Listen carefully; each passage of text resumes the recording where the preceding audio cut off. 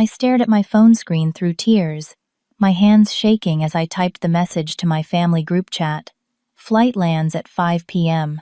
Can someone pick me up? The weight of Jake's ashes in my carry-on felt impossibly heavy. After 2 weeks of navigating Ukrainian bureaucracy alone, arranging my husband's funeral, in a country where I couldn't even read the street signs, I just needed to see a familiar face. My brother Scott replied instantly, "We're busy, try Uber." Before I could process that blow, my mother added, "Why didn't you plan better?" I simply wrote, "No worries," then turned off my phone. They had no idea what I was capable of doing next. What they saw on the news that night would make them drop their phones in shock. Jake and I met at a journalism conference in Portland 10 years ago. I was 22, fresh out of college, with dreams of becoming an investigative reporter. Jake was 25, already working with an international aid organization documenting crisis zones with a photographer's eye and a humanitarian's heart. We collided at the coffee station literally, and spent the next 12 hours talking about everything from media ethics to our favorite breakfast cereals. Our connection was immediate and intense. Within 6 months, we were married in a small ceremony by the water in Seattle. My family attended but seemed distracted throughout. Scott spent most of the reception networking with Jake's colleagues from the aid organization. My mother critiqued everything from my dress to the catering. My father Greg smiled politely and kept the peace as always. "Your family is interesting," Jake said that night, as we slow danced under string lights on the deck of our rented venue. "That's a diplomatic way of putting it." I laughed, though there wasn't much humor in it. "Hey, they're here." That's something he said, pulling me closer. "Besides, we're starting our own family now." That was Jake, always looking for the silver lining, always giving people the benefit of the doubt, even my family, who never quite seemed to appreciate his warmth or generosity. We built a beautiful life in Seattle. I worked my way up at the Seattle Chronicle while Jake traveled to various humanitarian crises around the world. When he was home, our life was perfect. Cooking elaborate meals together, hiking the nearby mountains, planning for the future. When he was away, we made do with video calls at odd hours and detailed emails about our days. "I miss seeing your face first thing in the morning," he wrote once from Sudan. "The way your nose scrunches when you're still half asleep. It's the cutest thing in the world." I read his emails over and over when the apartment felt too quiet. They were a lifeline, proof that despite the distance we were connected. For 8 years we made it work. We had our rhythm. When Jake returned from difficult assignments, I knew exactly how to help him decompress. Sometimes with conversation, sometimes with silence. He did the same for me when tough stories at the paper left me drained or disheartened. "We balance each other," Jake would say. "That's our superpower." The call came on a Tuesday morning. I was at my desk at the Chronicle, working on a story about local housing policy. An unfamiliar number with an international code. "Mrs. Ann Taylor," a heavily accented voice, asked. My stomach dropped before the caller even continued. Something in his formal tone, the careful pronunciation of my name. "I regret to inform you that your husband, Jacob Taylor, has suffered a cardiac event while in Kyiv. He was transported to Central Hospital, but doctors were unable to resuscitate him." The words didn't make sense. Jake was 35. He ran 5 miles every morning when home. His last physical had shown a perfect bill of health. "There must be some mistake," I said, my voice sounding strange and distant to my own ears. There was no mistake. Jake had collapsed during a meeting with local officials. A previously undetected congenital heart defect, something he'd had from birth but had never shown symptoms. The next hours passed in a blur, calling my editor, calling the aid organization, calling my family. "I need to go to Ukraine," I told my mother when she finally picked up. "Jake is dead. I have to bring him home." There was a pause on the line. "Oh, Anne," she finally said, her voice holding more annoyance than sympathy. "Can't his organization handle that? You don't speak the language. You'll just be in the way." I hung up without responding. Called Scott. "That's awful, sis," he said, sounding distracted. "Listen, I'm heading into a meeting, but let me know if you need anything. Okay. My father was slightly better offering to talk to your mother and asking if I had enough money for the flights. But no one offered to come with me. No one seemed to understand that my world had just ended. I flew to Ukraine alone, 17 hours of travel with shock as my only companion. In Kyiv, I was met by Natalia from Jake's organization, who helped me navigate the paperwork, the decisions, the details. No one should have to face alone. Jake was beloved, here she told me, as we sat in a dimly lit hotel restaurant the night before his memorial service. The local families he worked with, they're all coming tomorrow. He made such a difference. I nodded, trying to find comfort in her words. Jake had mattered to people. His work had mattered. The memorial was beautiful and heartbreaking. Dozens of local families came, many, bringing small tokens of remembrance, hand-embroidered handkerchiefs, candles, small icons. They spoke about Jake in halting English or through translators, telling stories of his kindness, his respect, his dedication. I stood there accepting condolences in a language I didn't understand in a country I'd never visited before, feeling like I was in some terrible dream. That night alone in my hotel room, I found Jake's journal and his belongings that had been returned to me. I'd known he kept one. He'd been a dedicated journal writer since college, but I'd always respected his privacy. Now it felt like maybe it could offer some connection, some final words from him. The journal was mostly observations about his work, notes for reports, occasional musings about politics or humanitarian policy. But scattered throughout were entries about us, about me. Anne called today, excited about her promotion. One entry read, "I wish her family could see how incredible she is at her job."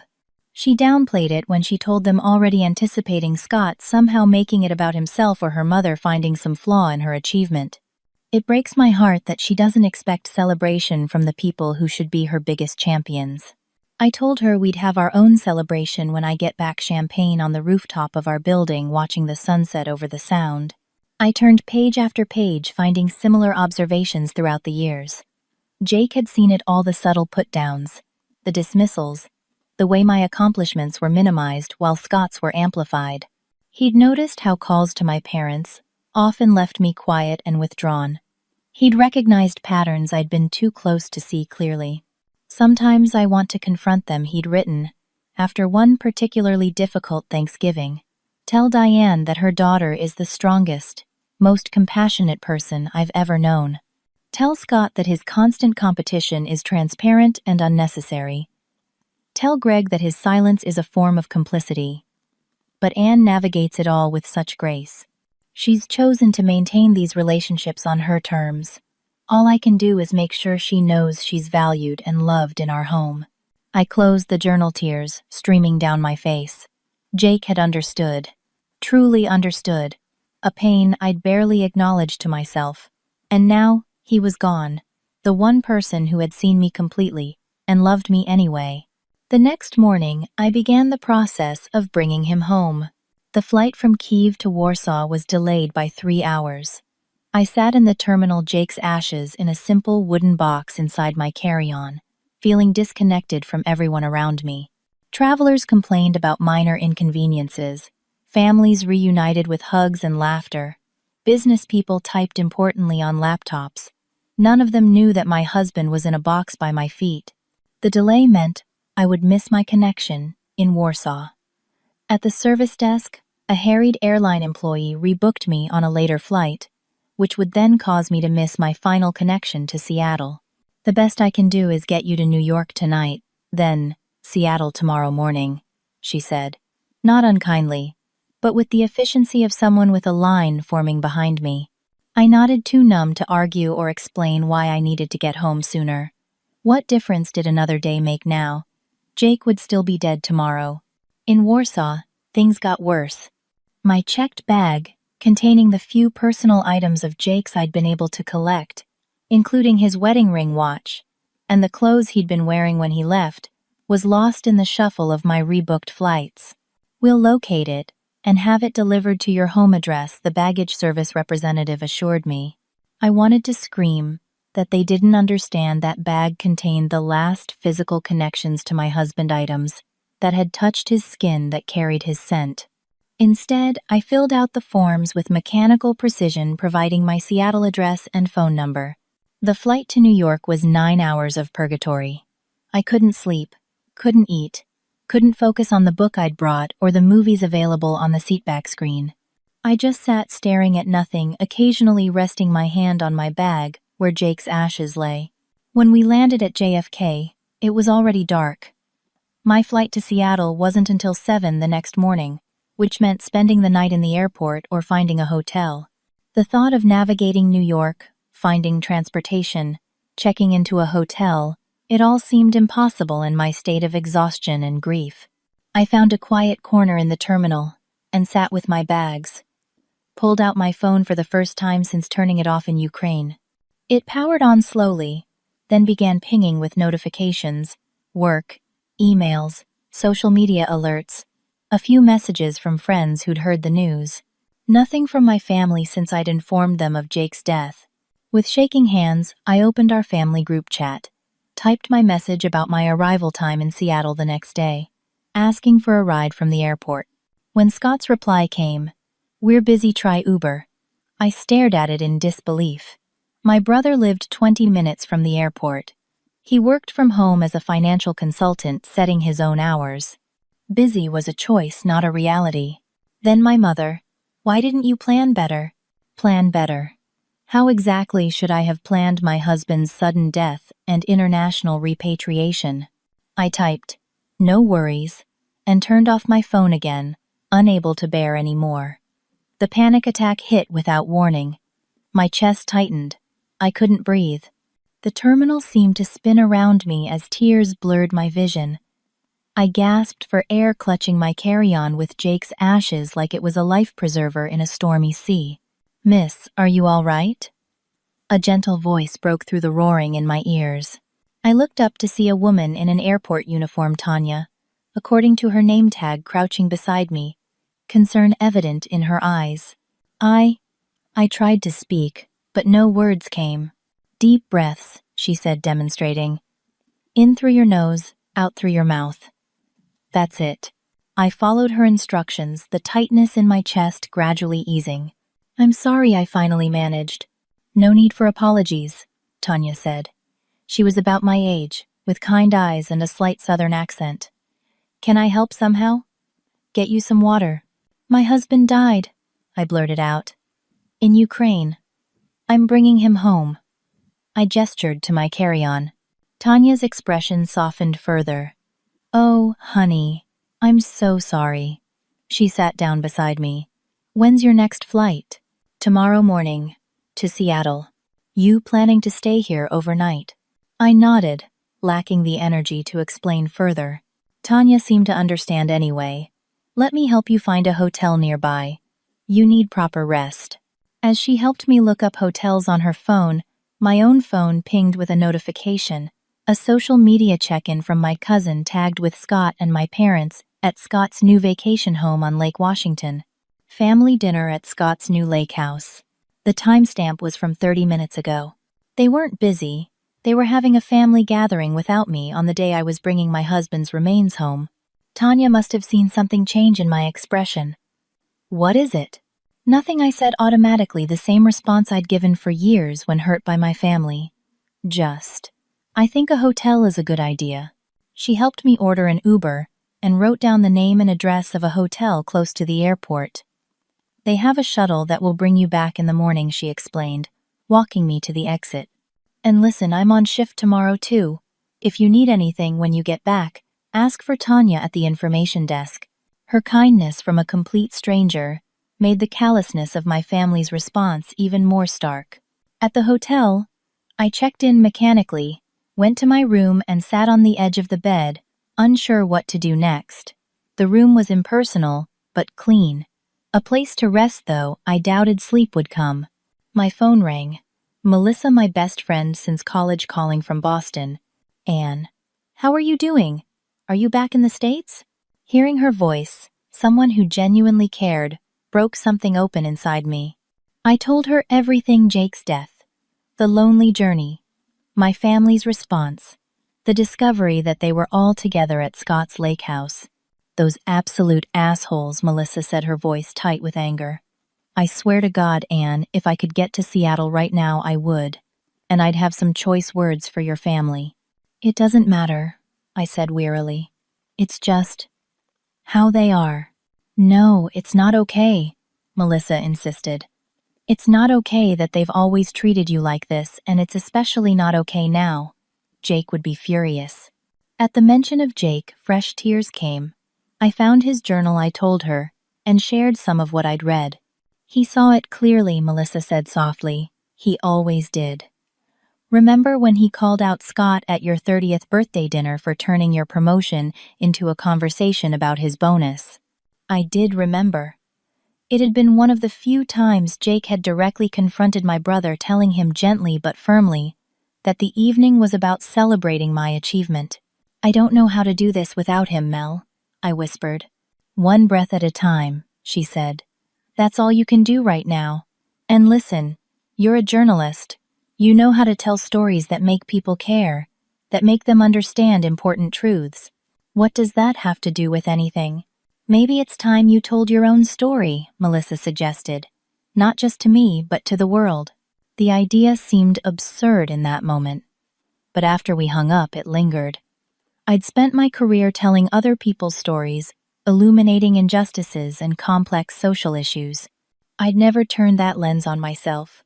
With nothing else to do in the anonymous hotel room, I opened my laptop and began typing. Not an article exactly, just words. My story. The raw, unfiltered truth of what it felt like to lose Jake and face that loss alone. What it felt like to reach out to family in my darkest hour and be told to call an Uber. I wrote through the night, the words pouring out of me like blood from a wound. At some point, there was a knock at my door. A package delivery. I signed for it, confused, until I saw the customs declaration. Jake's personal effects forwarded from Ukraine. The package, I thought, had been in my lost luggage. With trembling hands, I opened it. Inside was a small velvet bag containing Jake's wedding ring, his watch, his phone, and wallet. And beneath them, a folded piece of paper. I recognized Jake's handwriting immediately. It wasn't addressed or signed, clearly a letter he'd begun but never finished. The date at the top was the day before he died. I've been thinking about our conversation before I left, he'd written. About starting a family. You're right, there's never a perfect time. We could wait forever for the right moment, but maybe the right moment is simply when we decide it is.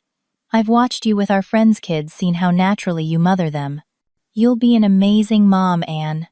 And I promise I'll be there every step of the way. When I get home, let's really do this. Let's start our family.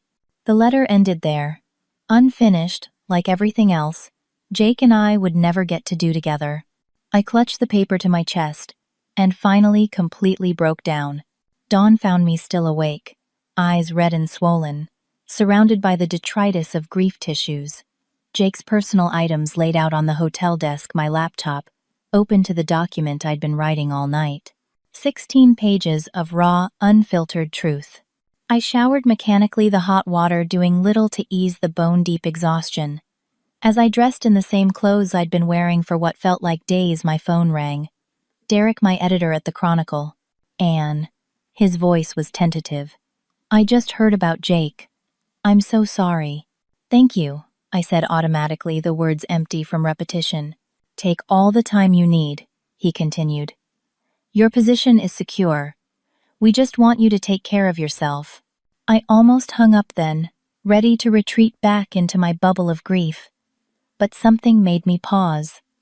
Melissa's words from the night before echoed in my mind. Maybe it's time you told your own story. Derek, I said slowly, I've been writing something. Oh, he sounded surprised. About Jake, about grief, about family. I hesitated. About what happens when the support systems we're supposed to count on fail. There was a long pause. Anne, we've been planning a special feature for months now, Derek finally said, on the cultural handling of grief in America. The isolation, the lack of community support, the way our society expects people to just Move on after a few days of bereavement leave. My breath caught. I didn't know that. It's still in the planning stages.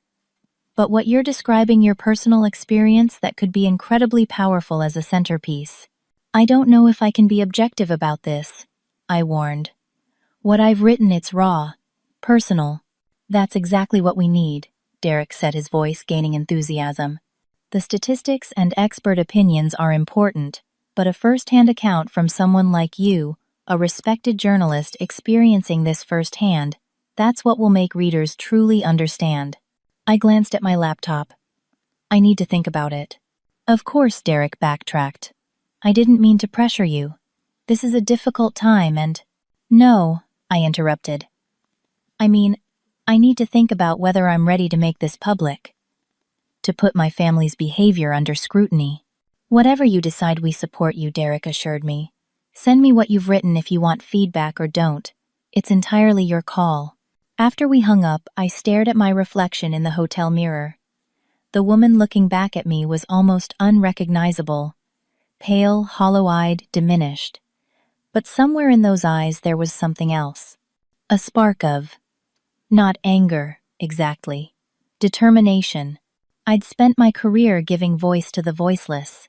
Maybe it was time to give voice to myself. I made it to the airport with time to spare, checking in, and finding my gate automatically moving through the motions like a sleepwalker. At the gate, I remembered Tanya's kindness from the night before. On impulse, I found the information desk. Is Tanya working today? I asked the man behind the counter. She just started her shift, he said. I can call her if it's important. A few minutes later, Tanya appeared, breaking into a smile when she saw me. You made it.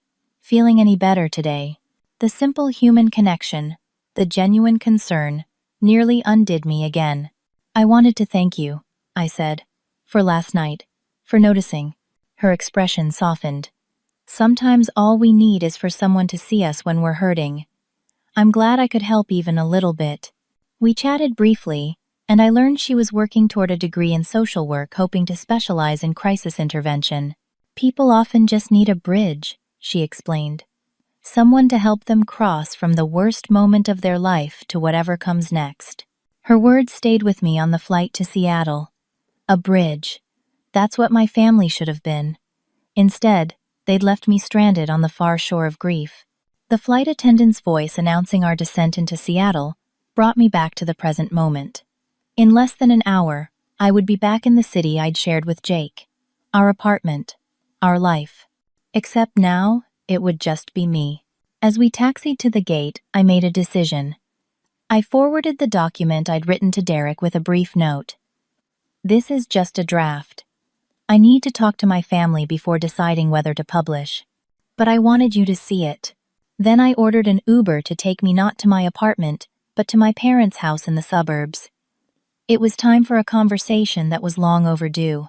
My parents' house looked exactly the same as it always had, a well-maintained craftsman in an upscale Seattle suburb with my mother's meticulously tended flower beds lining the walkway. I paid the Uber driver and stood on the sidewalk for a long moment, my carry-on with Jake's ashes beside me, gathering my courage. The doorbell echoed inside. Footsteps approached. My mother opened the door, her expression shifting from neutral to shocked in an instant. Anne, what are you doing here? We thought you were coming tomorrow. I texted yesterday, I said, my voice steadier than I expected. I said my flight landed at 5. Oh, she flustered, stepping aside to let me in. Well, come in. Your father's in his study. Scott and Jenna stopped by for lunch. They're in the kitchen. All of them. Here. Together. Just like the social media post had shown. I followed her through the familiar hallway, noticing the new family photos on the wall. Scott and his wife with their golden retriever. My parents at some charity gala. None with me or Jake. In the kitchen, Scott looked up from his phone, surprise crossing his features before he recovered. Hey sis, you made it back. My father appeared in the doorway to his study, reading glasses perched on his nose. Anne, we weren't expecting you. Clearly, I said, setting down my bag carefully. Since none of you bothered to pick me up from the airport.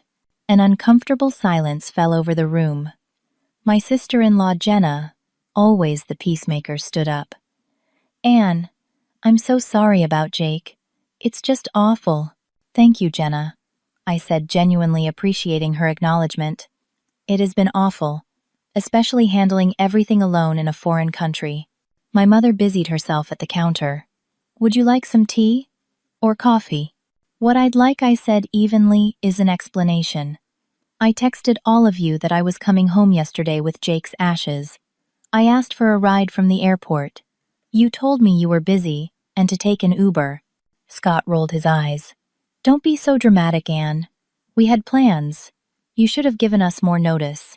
"Notice?" I repeated, my voice rising, despite my intention to stay calm. "My husband died suddenly.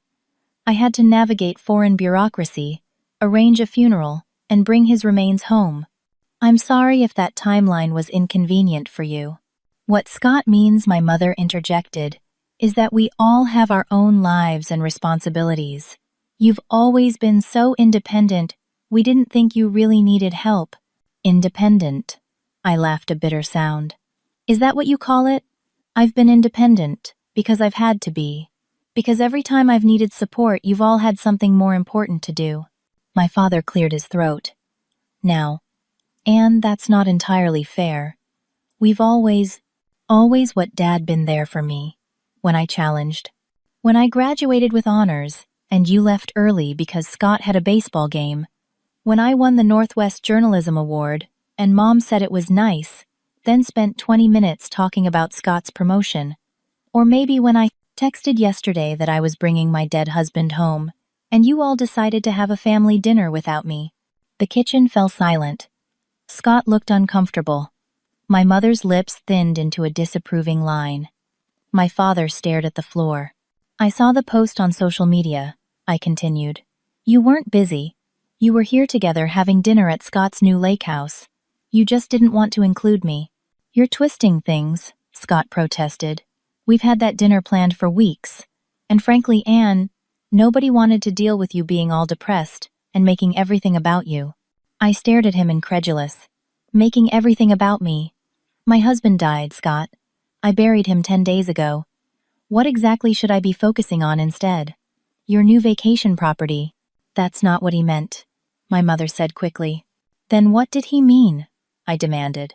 "Because from where I'm standing, it seems pretty clear that my grief is an inconvenience to all of you." "We're grieving too," my mother insisted.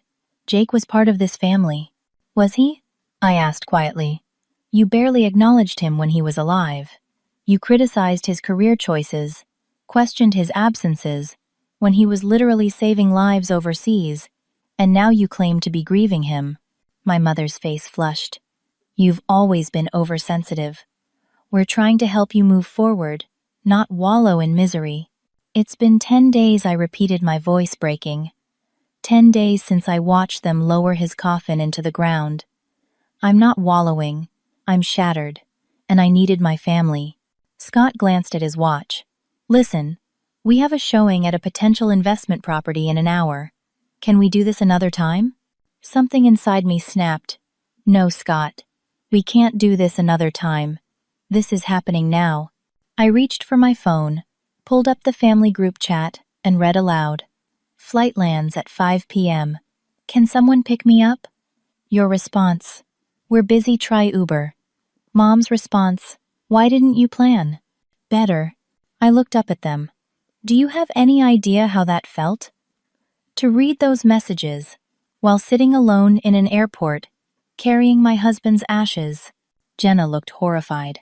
My father had the decency to appear ashamed. But Scott and my mother remained defensive. "You're a grown woman, Anne," my mother said. "You can't expect everyone to drop everything because you didn't make proper arrangements." "Proper arrangements," I repeated slowly, "for my husband's unexpected death." "You know what she means," Scott said impatiently. "Actually, I don't," I replied. "Why don't you explain it to me? Better yet, why don't you explain the screenshots you've been sharing with the extended family?" Their expressions told me everything. My cousin had texted me that morning, checking if I was okay. After seeing messages, Scott had shared in the family extended group chat, the one I wasn't part of.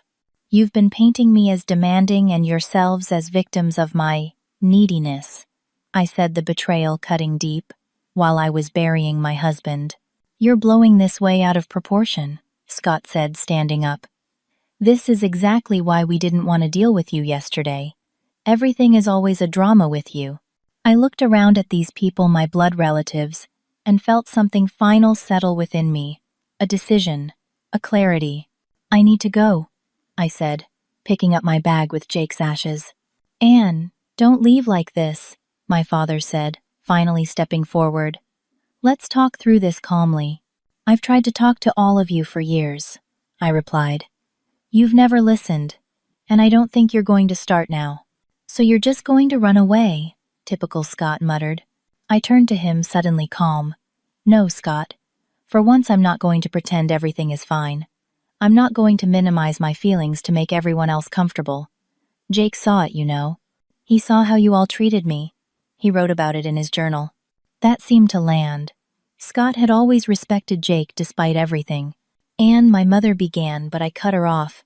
"I'm going home now. I have decisions to make. Important ones." I walked to the door, then turned back. "If any of you actually want to be part of my life moving forward, you're going to need to do better." "Much better." I left without waiting for their response. Outside, I ordered another Uber to take me to the apartment Jake and I had shared. As the car pulled away, I saw my father come onto the porch watching me leave. He raised a hand in a half-hearted wave but made no move to stop me. At the apartment, everything was exactly as we'd left it. Jake's coffee mug still on his desk, his running shoes by the door, his book face down on the nightstand, a bookmark holding his place in a story he would never finish. I set the box containing his ashes on our mantel and looked around the space we'd called home. Then, I opened my laptop and sent a second email to Derek. "I've spoken to my family. I'm ready to publish. Call me when you have a moment." The phone rang less than 5 minutes later. "Are you sure about this?" Derek asked after we'd discussed the article. "Yes," I said firmly. "It's time to tell the truth. Not just about my family, but about how we as a society fail the grieving. How we expect people to handle the worst moments of their lives with minimal support and maximum composure. It's powerful, Anne, but there will be consequences. For your relationships, potentially, even professionally. I know, but I can't keep silent anymore. Jake would want me to speak up." Derek was quiet for a moment.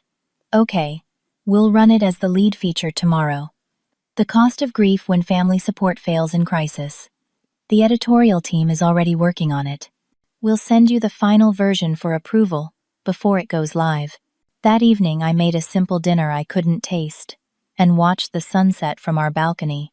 The Seattle skyline glowed golden, then pink, then deepened to purple. Jake had loved this view. Said it reminded him that even in a city of thousands, we'd somehow found each other. At 9 o'clock, my phone pinged with an email from Derek. The final version of my article ready for publication. I read it through, made 2 minor changes, and sent it back with a simple message: approved. At midnight, it went live on the Chronicle's website. By morning, it would be in print. My truth there for everyone to see. I slept that night, with Jake's wedding ring on a chain around my neck, clutching his pillow that still faintly smelled like him. For the first time since his death, I didn't cry myself to sleep. There was a strange peace in finally speaking my truth. I woke to my phone buzzing incessantly. Texts, emails, social media notifications, a constant stream of alerts that had started sometime in the early morning hours. My article had gone live at midnight, and by 7 a.m., it had already been shared thousands of times. Most of the messages were from colleagues, acquaintances, and even strangers, expressing support, sharing similar experiences, thanking me for my honesty. A few were from extended family members, some apologetic for not reaching out sooner, others defensive of my parents and brother. Nothing from my immediate family. Yet, I made coffee and opened my laptop. The Chronicle had given my piece prime placement on their website, accompanied by a simple black and white photo of an empty airport waiting area, a visual representation of the isolation I'd described. Comments were pouring in beneath the article. Thank you for giving words to something I've experienced but couldn't articulate. I've never read something that so accurately captures the secondary trauma of being abandoned in grief. As someone who works in bereavement counseling, I'm sharing this with all my colleagues. This should be required reading. Derek called as I was reading through the responses. It's resonating, Anne. Big time. We've had more traffic this morning than for any story in the past year. The managing editor wants to know if you'd consider a follow-up piece. I need to process this one first, I said, still overwhelmed by the response. Of course. Take your time. He paused. Have you heard from your family? Not yet. Brace yourself, he advised. Based on what you've described, I doubt they'll take this lying down. He was right. At 9:30, Scott called. I let it go to voicemail. Then my mother. Then my father. Within minutes, all three had left messages, their tones ranging from Scott's furious, "How could you embarrass the family like this?" to my mother's coldly hurt, "I never thought you'd air family matters in public," to my father's plaintive, "Anne, please call us back so we can discuss this." I didn't call back. Instead, I took a shower, got dressed, and decided to walk to a nearby cafe for breakfast. I needed to be around people, even if they were strangers. As I waited for my order, my phone rang again, an unknown number. Hello, I answered cautiously. Is this Anne Taylor? A woman's voice asked. Yes, who's this? Carolyn Miller from Good Morning America. I read your piece in the Seattle Chronicle this morning, and we'd like to discuss having you on the show to talk about grief support in America. I nearly dropped my phone. I'm sorry, what? She repeated her request, explaining that they were doing a segment on bereavement and social support systems, and my article had perfectly captured the issue they wanted to highlight. I'm not sure I'm ready for television, I said honestly. We understand this is a difficult time, Carolyn assured me, but your voice is important, and there's something else you should know. What's that? Your husband contacted us about 3 months ago. He wanted to do a story on the psychological impact of humanitarian work on families. We have emails where he specifically mentioned you, talking about the support system spouses of aid workers need. My heart seemed to stop. Jake contacted you. Yes, we were in early discussions about the piece. He spoke very highly of you, Mrs. Taylor. Said you were the unsung hero behind his work, that your strength made everything he did possible. Tears filled my eyes. Jake had been thinking about this issue about me, even when I hadn't known it. Can I think about it? I asked. Of course, take the day. But we'd like to fly you to New York tomorrow if you're willing. After we hung up, I sat with my untouched breakfast processing this new information. Jake had wanted to tell our story too in his own way. It felt like a message from him, an encouragement to continue what I'd started. By the time I returned to the apartment, 3 more news outlets had called. My article had been picked up by national news aggregators. A producer from NPR wanted to interview me for their afternoon program. The Chronicle's website had crashed briefly from the traffic, and my brother had left a voicemail, threatening legal action for defamation. I listened to his message, noting the fear beneath the bluster. Scott had always been concerned with appearances, with how others perceived the family. My article threatened the carefully cultivated image he'd built. My phone rang again. Derek.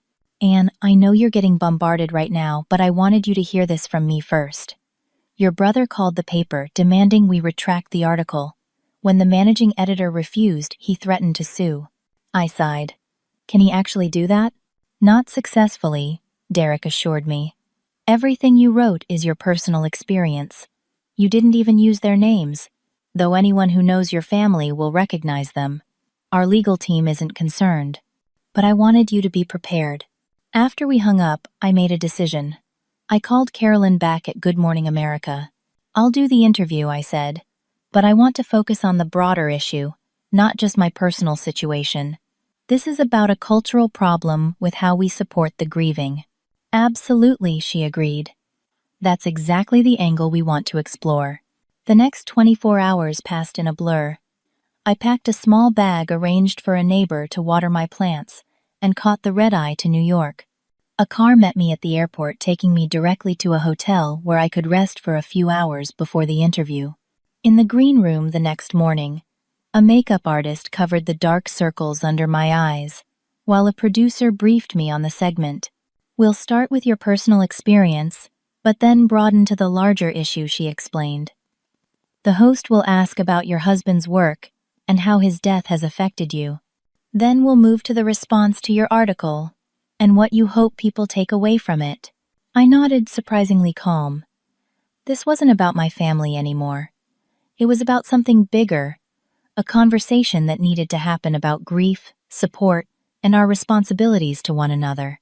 The interview itself passed in a strangely disconnected state. I answered questions clearly and thoughtfully, never mentioning my family by name, but speaking honestly about the isolation of grief. I shared some of what Jake had written in his journal about supporting loved ones through difficult times. I talked about Tanya at the airport, how her simple kindness had meant everything in that moment. "What do you hope changes as a result of this conversation?" the host asked as our time drew to a close. "I hope we can create a culture where grief isn't something to be rushed through or hidden away," I said. "Where reaching out for help is seen as strength, not weakness.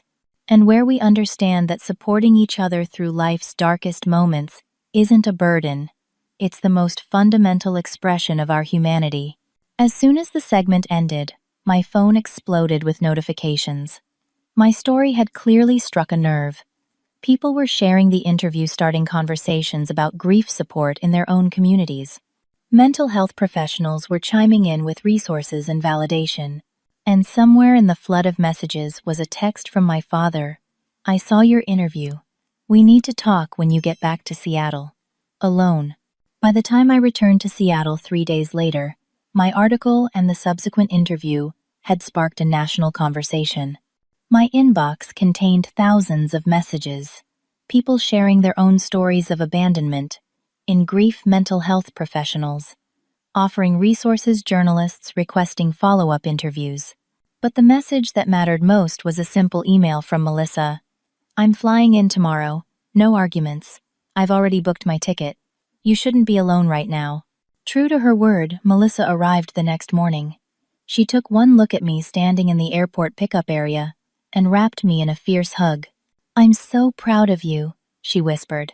"And Jake would be too." Having Melissa in the apartment brought a sense of normalcy I hadn't felt since Jake died.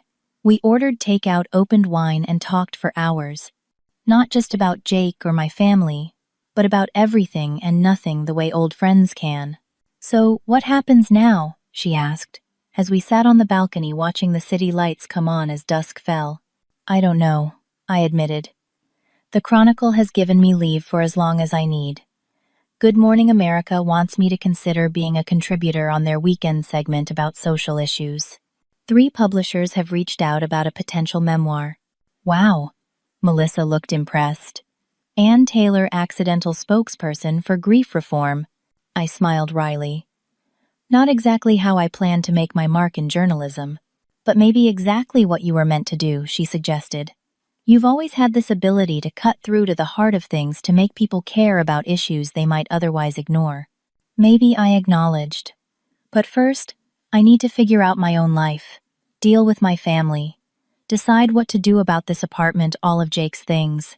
"One step at a time," Melissa advised. "You don't have to figure it all out tonight." The next morning, I received an unexpected call from Derek. "Anne, there's someone here at the Chronicle who wants to meet you. A woman named Tanya Williams. Says she met you at JFK during your layover." Surprised, I agreed to come to the office. Tanya was waiting in the lobby, looking slightly out of place but smiling when she saw me. "I hope it's okay that I found you," she said. "After your article came out and then the interview, I just wanted to see how you were doing." "You came all the way to Seattle," she laughed. "No, though I would have. I'm actually here visiting my sister. She lives in Tacoma. When I saw your article mention the Seattle Chronicle, I thought I'd take a chance." We went for coffee, and I learned more about her life, her studies in social work, her own experience with grief after losing her father, suddenly 3 years earlier. Your story resonated with me, she explained. Not because my family abandoned me, they were incredible, but because I saw how rare that is. Most of my clients in my practicum don't have adequate support systems. Clients. I volunteer at a grief counseling center, she explained. After your interview aired, our hotline received twice the usual number of calls. People who'd been suffering silently thinking they were wrong to need support. The idea that my personal pain might be helping others was profoundly healing. Before we parted, Tanya mentioned a grief support group in Seattle that she'd researched. They meet on Thursday evenings. No pressure, but it might be worth checking out. That Thursday, I found myself in a community center meeting room with 8 other people who understood loss in a way few others could. I didn't speak much that first session, just listened, as others shared their experiences. A woman who'd lost her wife to cancer, a man whose teenage son had died in a car accident, a couple grieving a stillbirth. I returned the following week, and the week after that. Gradually, I began to share my own story. Not the public version I'd written about, but the private grief, how I still reached for Jake in the middle of the night, how I couldn't bring myself to delete his voicemails, how sometimes the pain was so physical, I couldn't breathe. It was at one of these meetings that I met Marcus. He was 41, a landscape architect who'd lost his wife to breast cancer 18 months earlier. He spoke with a quiet steadiness about his journey through grief, how he was learning to be both mother and father to their 10-year-old daughter. The second year is harder than the first, in some ways, he told the group. The first year, people expect you to be a mess. The second year, they think you should be moving on. Whatever that means. After the meeting, we found ourselves walking to the parking lot together. Your article changed things for me, he said abruptly. I read it the day it came out before it went viral. It gave me permission to be angry about some of the things people said after Lisa died. The "everything happens for a reason" comments. The "she wouldn't want you to be sad" advice. I'm glad it helped, I said simply. Would you want to grab coffee sometime, he asked. Just as friends, he added quickly. Fellow travelers on this unwanted journey. Our coffee meetup turned into a genuine friendship. Marcus understood things. Others couldn't. The weird time warps of grief. The guilty relief of good moments. The unexpected triggers that could bring everything crashing back. We texted each other on difficult days. Met for walks around Green Lake. Recommended books and podcasts that had helped us. It wasn't romantic. We were both still deeply in love with the partners we'd lost. But it was a connection I hadn't expected to find. Meanwhile, my relationship with my family remained strained. Scott hadn't spoken to me since his legal threats had been dismissed by the Chronicle's lawyers. My mother sent occasional stiff texts checking if I was still upset. Only my father seemed genuinely affected by what had happened. 3 weeks after my return to Seattle, he called. Can we meet for lunch? He asked. Just you and me. We arranged to meet at a small cafe near my apartment. When I arrived, he was already there, looking older than I remembered. He stood when he saw me awkwardly holding a bouquet of sunflowers. Jake's favorite. These are for you, he said, handing them to me. Jake mentioned once that they were his favorite. Said they reminded him of you, bright and resilient. The thoughtful gesture caught me off guard. Thank you. We ordered, making small talk until our food arrived. Then my father set down his fork and looked at me directly. I've failed you, Anne, he said simply. Not just with Jake's death, but throughout your life. I've enabled your mother's favoritism toward Scott. I've stood by while you were diminished and dismissed. I told myself I was keeping the peace, but really I was just being a coward. The raw honesty stunned me. Dad, please let me finish. I've been seeing a therapist since your article came out. 3 sessions a week. Trying to understand how I became the kind of father who would let his daughter suffer alone after losing her husband. Tears filled his eyes. Your article. It was like looking in a mirror I've been avoiding for decades. I didn't like what I saw. I never meant to hurt you, I said quietly. I just needed to tell the truth. The truth was long overdue, he acknowledged. And I needed to hear it. He reached across the table hesitantly, taking my hand. I can't undo the past, Anne. But I'm asking for a chance to do better moving forward. Without your mother or Scott involved, at least for now. Just us rebuilding what I broke. I studied him, searching for signs of the familiar pattern, the initial apology, followed by excuses, and eventually a return to the status quo. But something seemed different. There was a humility I'd never seen before. I'd like that, I finally said. But it won't be easy. There's a lot of hurt there. I know, he nodded. I'm ready to do the work. As we finished lunch, he mentioned seeing my Good Morning America interview. Jake would have been proud of you, he said. He always saw your strength even when the rest of us missed it. Over the following weeks, my father and I began a careful reconciliation. We met for coffee or lunch twice a week. He came to the apartment and helped me sort through some of Jake's things, listening patiently as I shared stories behind meaningful objects.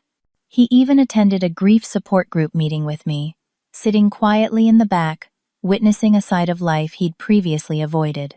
Meanwhile, my professional life was evolving in unexpected ways.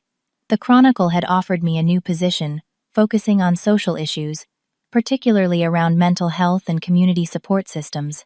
One of the publishers who'd approached me had presented a formal offer for a memoir about grief and resilience. And Melissa, who'd extended her visit by 2 weeks, had been helping me plan something important, a proper memorial celebration for Jake. Your family doesn't deserve to be there, she declared as we worked on the guest list. This is about honoring Jake with people who genuinely cared about him. So, on a Saturday afternoon, 6 months after Jake's death, 50 people gathered in our favorite park, overlooking Puget Sound. Jake's colleagues from the aid organization, our friends, neighbors, and people from my grief support group. My father came alone, standing quietly at the back, until I went to bring him forward. One by one, people shared stories about Jake, many I'd never heard before. How he'd spent an entire night helping a new colleague prepare for her first field assignment. How he'd carried a child 3 miles to reach medical help during a flood in Bangladesh. How he remembered the coffee preferences of every person in his office.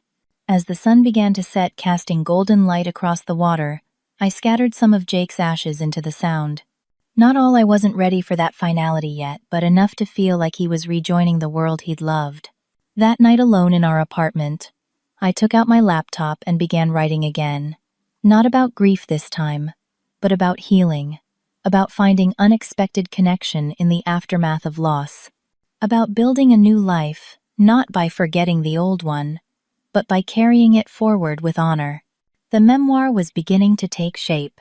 1 year after Jake's death, my life had taken shape in ways I never could have imagined during those dark days immediately after his loss. My memoir, Bridges Finding Connection Through Grief, was in final edits with the publisher.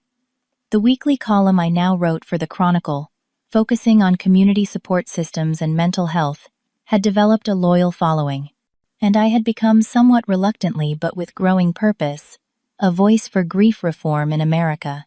I never planned to become an advocate, I told Marcus, as we walked around Green Lake one crisp autumn morning. I was just trying to process my own pain. The best advocates usually are, he replied. That's why people listen to you.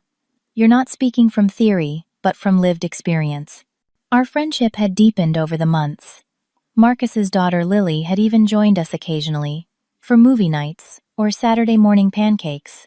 They had become an unexpected bright spot in my life, not replacing what I'd lost with Jake, but creating something new and valuable alongside those memories.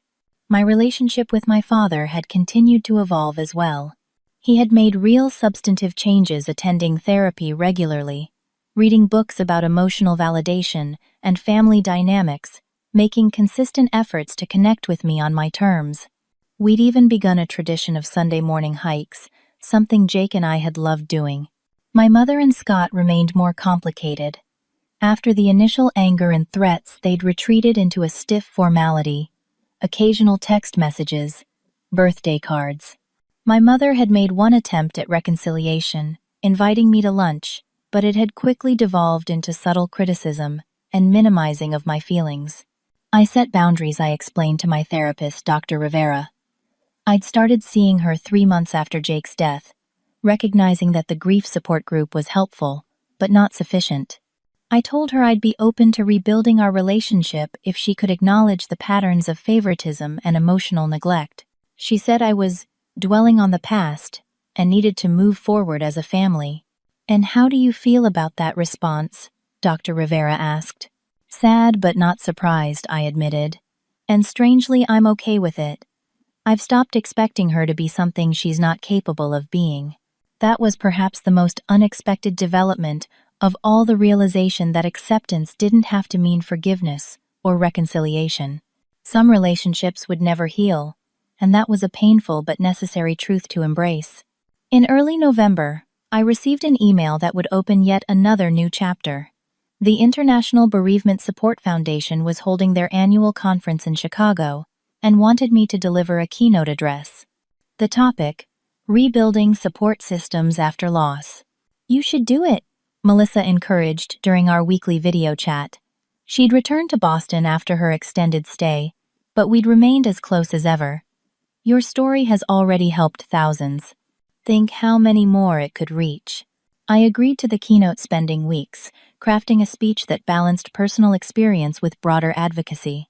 The conference was scheduled for November 8th, exactly 1 year to the day, since I'd sent that fateful text message to my family from JFK Airport. The day before my flight to Chicago, I received an unexpected call from Tanya, the airport employee who'd helped me during my moment of crisis. "I saw you're speaking at the IBSF conference," she said.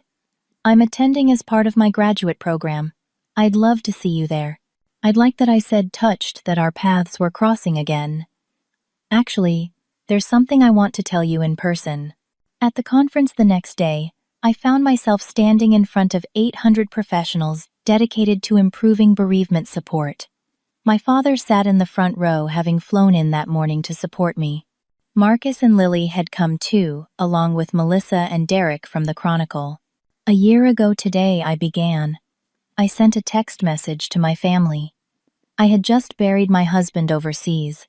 I was exhausted, heartbroken, and completely alone. I asked for a ride from the airport. They told me to take an Uber. A murmur went through the audience. "That moment of abandonment became a catalyst," I continued. "Not just for my personal journey through grief, but for a national conversation about how we support or fail to support each other in our darkest hours." I shared my story, not dwelling on the family drama, but focusing on the systemic issues it highlighted. I talked about how workplace bereavement policies often allow only 3 days of leave, as if grief could be scheduled and completed in a long weekend. I discussed how our culture's discomfort with emotional pain leads to platitudes instead of presence. I emphasized how true support requires sustained effort, not just casseroles in the first week. And today, I said, approaching my conclusion, I'm honored to share some news that gives meaning to my husband Jake's legacy.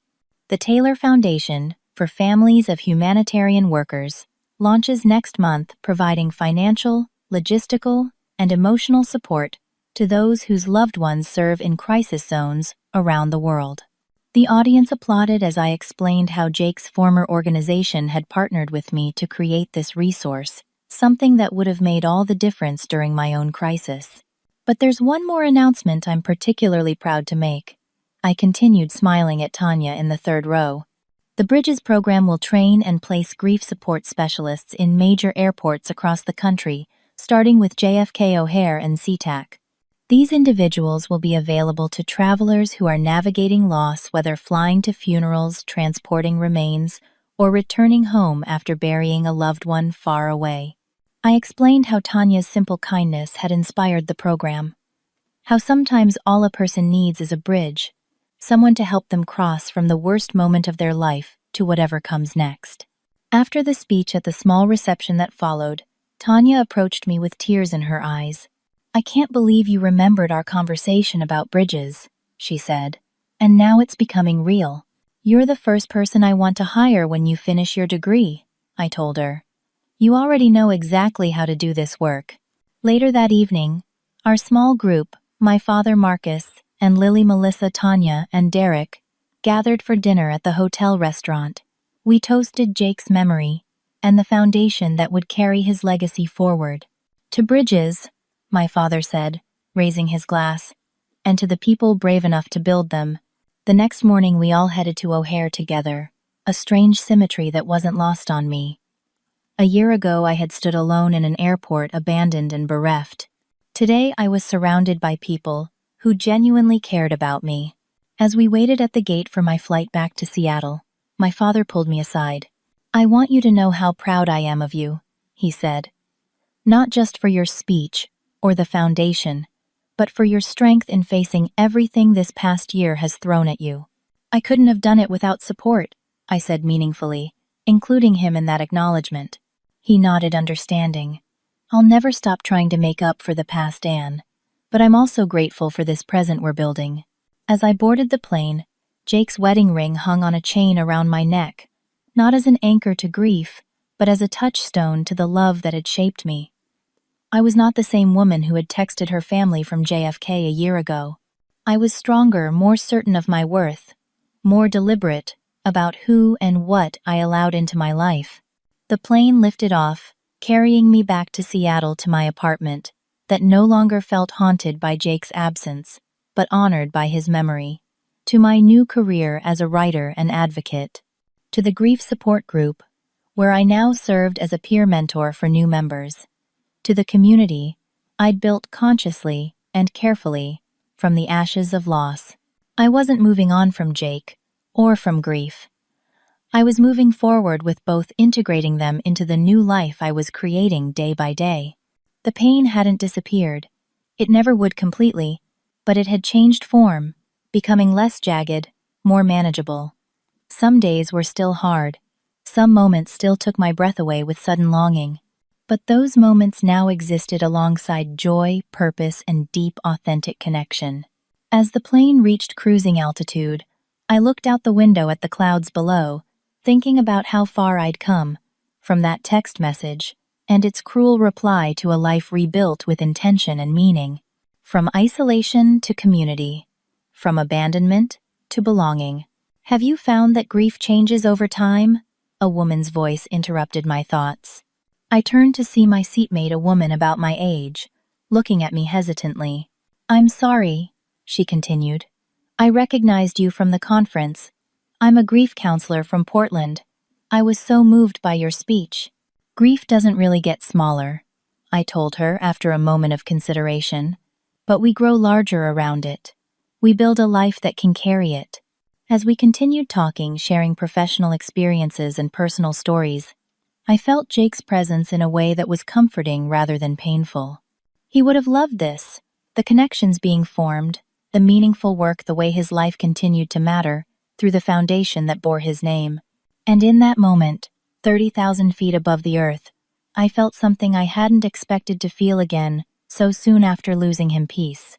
Not because the grief had ended, but because I had discovered my own capacity to live fully even while carrying it. What do you think about family support during difficult times? Have you ever experienced something similar to what happened in this story? I'd love to hear your thoughts in the comments below. And if this story resonated with you, please like, subscribe, and share it with someone who might need to hear that they're not alone in their struggles. Thank you for listening, and remember, sometimes the family we create is more important than the one we're born into.